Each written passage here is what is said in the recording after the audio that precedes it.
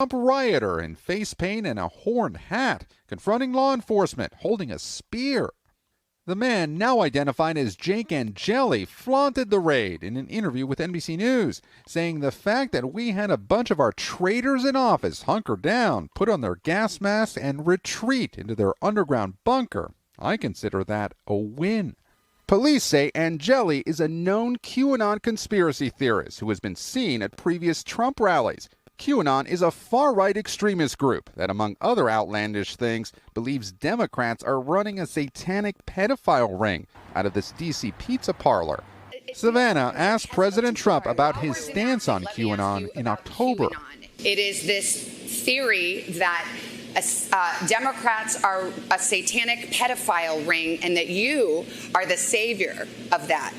Now, can you just once and for all state that that is completely not true and that disavow QAnon in its entirety? I know nothing about QAnon. I do know they are very much against pedophilia. Those comments came after the president said this in August. Well, I don't know much about the movement other than I understand they like me very much, which I appreciate.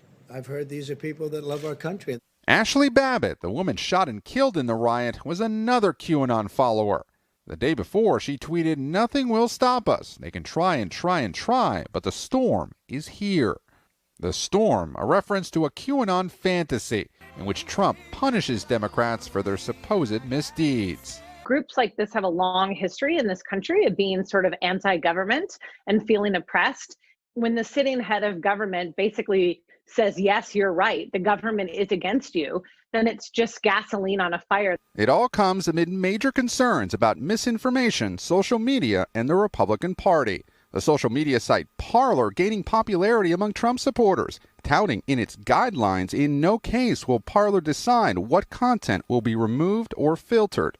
Cable channel Newsmax, pushing debunked theories about election fraud, actually scored a brief ratings win over Fox News. And while some of those who violently stormed the Capitol were extremists, some of the peaceful protesters in Washington on Wednesday still believed similar stories. We're going to walk down and I'll be there with you. An analysis of online activity lists QAnon as one of the many far-right groups calling for violence at the Capitol for weeks. Accounts linked to the group told followers to arm themselves, calling January 6th Independence Day. This QAnon follower told us she was at the Capitol riot and got to the steps. We had a wonderful, wonderful gathering, because every gathering of President Donald J. Trump, it's like going to church.